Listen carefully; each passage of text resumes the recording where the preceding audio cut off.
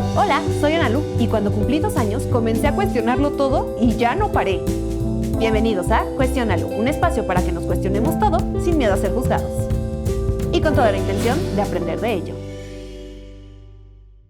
Hola, ¿cómo están? Bienvenidos a Cuestiónalo, un espacio para cuestionarlos lo que nos gusta, lo que no nos gusta, para cuestionarlo todo. El día de hoy vamos a hablar de la narcocultura, los buchones, los corridos, Claudia Sheinbaum prohibiéndolos, el reclutamiento forzado, mucha cosa respecto a ello. Y para empezar quisiera que platicáramos de ¿la vida fácil realmente es fácil? Muchas veces en comentarios respecto a personas que han sido reclutadas por el narco, por personas que delinquen, incluso por mujeres que se prostituyen, dicen, ay, es que les pareció irse por la vida fácil. Y yo me pregunto, ¿qué tan fácil realmente es esta vida fácil? En el capítulo pasado les conté que yo me fui 1 año a vivir a la montaña alta de Guerrero para hacer servicio en cuanto a educación, en cuanto a agricultura. Pero lo que no les conté es que después de eso, cuando estuve en la universidad, durante vacaciones tuve un grupo que se llamaba Ecoinquietos. Con ese grupo íbamos a distintas comunidades a hablar temas de agricultura, de sostenibilidad, a retomar los saberes ancestrales. Era un trabajo como más cultural y de agricultura. Y entre esas y otras situaciones, afortunado o desafortunadamente, me he topado de frente con el problema de reclutamiento en jóvenes. Pero al mismo tiempo no podemos pasar por alto que la narcocultura y ser buchón se ha puesto bastante de moda y que tiene un movimiento similar al del reggaetón. Poco a poco se va aceptando. La mejor prueba de esto es el Peso Pluma. Natanael Cano, Junior H, Tito WP, ¿ese sí se llama así? Ok, bueno, Tito WP, ven, yo ni los escucho y hasta los conozco, de nombre y apellido. Y este capítulo nace un poco también a través de la respuesta de lo que sucedió después de que la fiscalía reconoció al joven de 17 años que le arrebató la vida al alcalde de Uruapan, Carlos Manzo. Y es que cuando hice un video respecto a esta situación, me referí a este chico como un niño. Y además de que eso generó mucha polémica porque ustedes dijeron que los jóvenes de 17 años no eran niños, que ya eran adultos, que ya tenían conciencia, que ya sabían lo que hacían. También se puso sobre la mesa el reclutamiento forzado y el reclutamiento no forzado, el que pareciera voluntario y aspiracionista. Entonces hablemos primero del reclutamiento forzado. Hay muchas personas que desafortunadamente las secuestran y las obligan a ser parte del crimen organizado. Hay muchas personas que incluso ni siquiera las tienen que sacar de su contexto. Mi mamá tenía una amiga que su hijo era sacerdote y como su sacerdote era pues una figura a seguir, una figura aspiracionista dentro del espacio donde vivían, lo reclutaron. Y él no pudo decir que no, porque si no, lo mataban a él y a todas las personas que lo seguían. Esos son algunos ejemplos de reclutamiento forzado. Pero ¿qué pasa cuando los jóvenes deciden ser parte del narcotráfico? ¿Qué pasa con todos esos niños que dicen que quieren ser narcos? Porque no sé si a ustedes les ha tocado, pero como yo estuve mucho en comunidades, esta es una realidad que se escuchaba. Y aunque lo más fácil es decir que es su responsabilidad y su decisión, creo que tendremos que profundizar en esto. Porque si me lo preguntas a mí, la aspiración de ser narco en un contexto precarizado es consecuencia, no decisión. Y para que te puedas dar una idea más cercana de cómo se vive esto, te quiero contar cómo me sucedió a mí en Guerrero. Para empezar, muchos de los niños y adolescentes que conocí en comunidades originarias pues eran reclutadas por el narco para poder sembrar o poder cosechar algunas cosas. No es como que les pregunten si quieren, un poco los obligan. También hay que considerar que pocos son las formas de recurso económico que entran a estos espacios. Y es por eso que los jóvenes tienen una relación bastante cercana con lo que es el narcotráfico, en cierto sentido. Yo tenía muchos alumnos que desafortunadamente eran reclutados en verano, pero esta es una manera distinta de reclutarlos, ¿no? Esto no es para generar violencia, sino esto es más como por una cuestión de trabajo en el campo. Y yo no me atrevería jamás a juzgarlos o a criticarlos por tener las aspiraciones, porque imagínense, en la comunidad realmente todos trabajan por y para la comunidad. Las personas que pueden poner un emprendimiento o pueden poner un negocio de tacos, un restaurantito, una comida corrida, suelen ser las personas que tienen familia en el gabacho y les mandan recursos. Es complicado que el recurso económico entre a las comunidades, porque es complicado que la gente pueda salir de las comunidades. Pero por la misma educación. Como te contaba, yo daba clases de lectoescritura en la secundaria. En la secundaria había jóvenes que no sabían cuáles eran ni siquiera las vocales. Pero si llevan más de 6 años estudiando. Pues porque la mayoría de ellos hablaban en MEPA, en tlapaneco, y la educación estaba en español. También porque es complicado que los profesores hablen la lengua. Y es que imagínate, si tú no sabes ni leer ni escribir, es complicado poder salir de la comunidad para aspirar a tener un puesto, un trabajo fuera de ella. Porque además los sueldos suelen ser sumamente precarizados y también necesitas un recurso para poder salir de ahí, ¿no? Entonces, bajo esta concepción, muchas veces vende dos. La forma de conseguir recursos es o yéndote al gabacho o uniéndote al narco. E irte al gabacho, aunque trae una aspiración por detrás del llamado sueño americano, es verdad que te separa de tu familia, de tu comunidad y tienes que pasar un largo viaje que no sabes si vas a llegar a tu destino. Y por el otro lado, unirse al narco desde la cultura está súper glorificado y aplaudido, porque los narcos los ven como los padrotes, como quien tienen poder, y parte de la responsabilidad de que los vean así es que hay cero justicia y hay muchísima impunidad en nuestro país. O sea, imagínate, tú puedes hacer lo que quieras, no te pasa nada porque la justicia no está atrás de ti y consigues todo lo que quieres.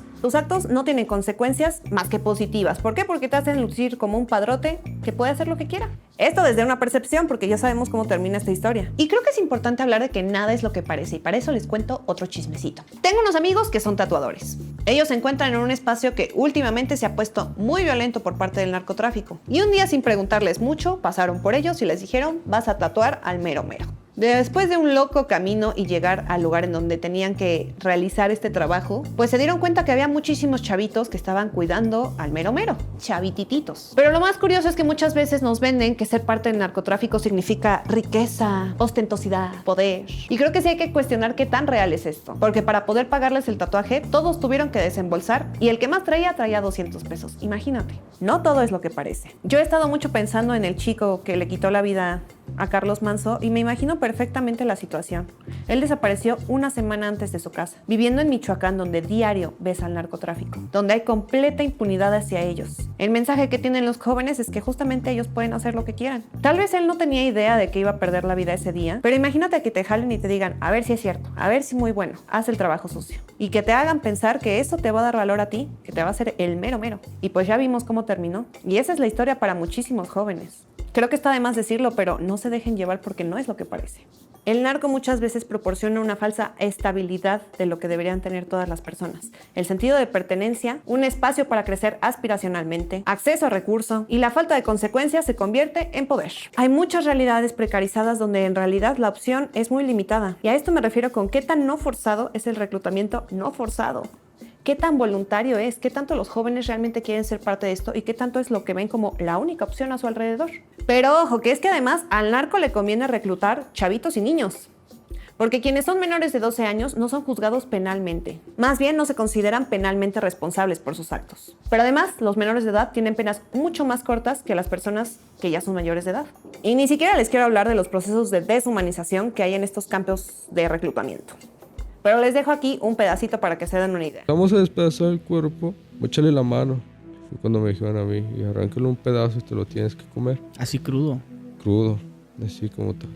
En este caso, pues a mí me tocó el brazo, también un pedazo de pierna. El cuerpo humano huele 3 veces peor que un perro muerto. Te ponen comida también a ti, te ponen pellejos. Si te subían las hormigas, te picaban. Te decían, no se tienen que mover. Si alguien se mueve, que empiece a brincar o algo, los vamos a matar. Entonces, evidentemente, al narco le conviene reclutar niños y jóvenes. Y ojo que el tema de Carlos Manso es el mejor ejemplo de esto. En agosto, él se dedicó a detener al Rino, uno de los líderes del cártel Jalisco Nueva Generación. Y no fue cualquier cosa porque la detención fue pública. Incluso se transmitió en vivo. Un mes después sucede esto. Le arrebatan la vida a Carlos Manso en un evento público de Día de Muertos. Esto fue un claro mensaje. Pero además, no fue cualquier persona quien le arrebató la vida. Fue un joven de 17 años. Y esto le cala muchísimo al gobierno, porque expone varias realidades. Que los programas sociales no son suficientes, porque los jóvenes necesitan oportunidades reales, pero también es un resultado de los abrazos no balazos y las consecuencias que han traído en la percepción de los jóvenes, de que no existe una consecuencia por cualquier acto que cometas. ¿Por qué? Porque los abrazos son para los delincuentes y los balazos ¿para quiénes son? Y expone que las estrategias del gobierno para acabar con el narcotráfico pues realmente no están funcionando. ¿Se acuerdan cuando Sheinbaum prohibió los corridos? Bueno, ¿pero por qué los prohibió? Pues para esconder una realidad latente en el país, para poder ir difuminando una narrativa de lo que sucede en el día a día. Porque así como el reggaetón exhibe la necesidad de estar pegados y tener este sentido de pertenencia, los corridos tumbados narran realidades. Y para que se den una idea, pasemos a leer algunas de las letras de estos corridos.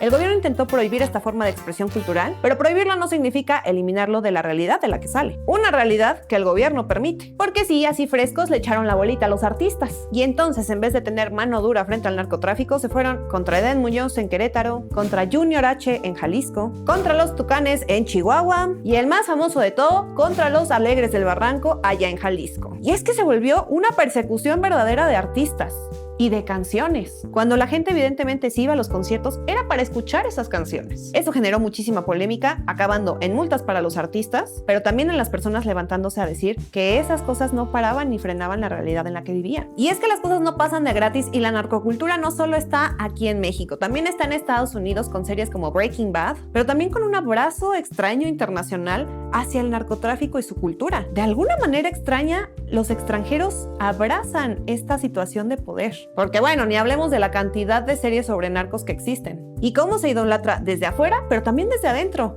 ¿Se acuerdan cuando el Chapo escapó según esto con una cucharita? Todos nos sentimos de alguna extraña manera orgullosos por eso. O sea, no es que yo quisiera que el Chapo saliera de la cárcel, pero como que todos dijimos la resiliencia mexicana. Ya te vi escribiendo que tú no lo sentiste y bla, bla, bla, pero sí lo sentiste, compadre. Todos nos sentimos orgullosos de que el ingenio mexicano llegara tan lejos como para escapar de la cárcel con una cuchara de plástico. Extrañamente se convirtió en un héroe y de eso vamos a platicar en el siguiente capítulo. Y pues sí, el reclutamiento y la narcocultura no van a parar por los programas sociales ni porque prohíbas los corridos. Hasta que los jóvenes tengan oportunidades reales, dejarán de encontrar en el crimen una salida. Y es que parece loquísimo, pero para poder tener oportunidades reales necesitas atender las necesidades básicas. La salud debe de ser gratuita, la gente no tiene por qué estar buscando dinero para poder tener acceso a ella. Necesitamos una educación de calidad. Necesitamos oportunidades dignas de trabajo, que dejen de haber lagunas en el trabajo de campo. ¿Sabían que la trata de personas es algo muy común en el campo? Acá les dejo este contenido para que se den una idea, es una realidad que te explota la cabeza.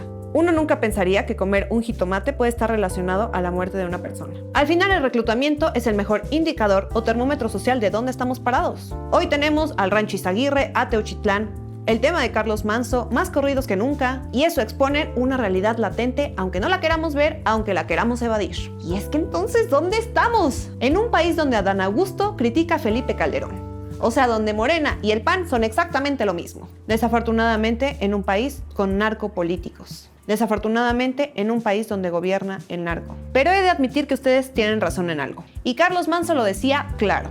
Vivir rodeados de narco es una muestra de nuestra tibieza. De nuestra tibieza como padres al permitir ver a nuestros hijos llegar con objetos robados y no decir nada. De nuestra tibieza al no denunciar lo que vemos a nuestro alrededor. De nuestra tibieza al conocer que hay políticos que se dedican o tienen nexos con el narcotráfico y aún así votar por ellos como si fueran equipos de fútbol. Y de nuestra tibieza en general al no exigir lo básico, seguridad. Y con esto quiero volver a retomar el tema de la marcha, porque dejamos que se convirtiera en una situación de partidos de derecha y de izquierda, y al final presten atención porque el 8 marchó a la izquierda y el 15 tal vez fue a la derecha, pero todos marchamos por la inseguridad. Todos marchamos porque estamos hartos de la violencia. Pero ¿saben a dónde se fue toda la discusión? En cuáles eran los intereses detrás. El interés detrás de todo esto era acabar con la violencia, exigir al gobierno que pare. El verdadero interés detrás de todo esto era pedirle y exigirle al gobierno que haga su chamba. Y es que al final del día, para poder tener causas, primero tienes que estar vivo. Y eso no es garantía en nuestro país. Así que no se distraigan, chavos. La realidad en la que vivimos es latente y cuando el narco llegue a tu puerta, no te va a preguntar por quién votaste. No te va a preguntar cuál es tu ideología, ni te va a preguntar nada. Y para concluir con este episodio, quisiera que no viéramos a los narcocorridos como algo malo. Al final del día son una muestra cultural de lo que sucede y también hay muchos que, como les expuse hace ratito, hablan de un proceso complicado. Advierten qué es lo que pasa si tomas ciertas decisiones. Y también muestran otras realidades. El arte nunca será el problema. El arte siempre expone una realidad. Así que déjame saber cuál es tu corrido favorito en comentarios y por qué. Dale like y suscríbete y te espero mañana tempranito 5:49 de la mañana por Azteca 1. Así como también en mis redes @analuog, donde chismeamos, contesto mensajes, hacemos crítica y cuestionamientos también al gobierno, vemos memes. Te espero por allá. Y acuérdate que todos los lunes tenemos episodio nuevo para que no te lo pierdas. Y para que inicies tu semana con todo, cuestionándolo todo. Y no se agüiten, chavos, la mejor forma de atacar algo es conociéndolo. Porque si fingimos que no existe, pues no podemos resistir ante ello. Besotes, bye.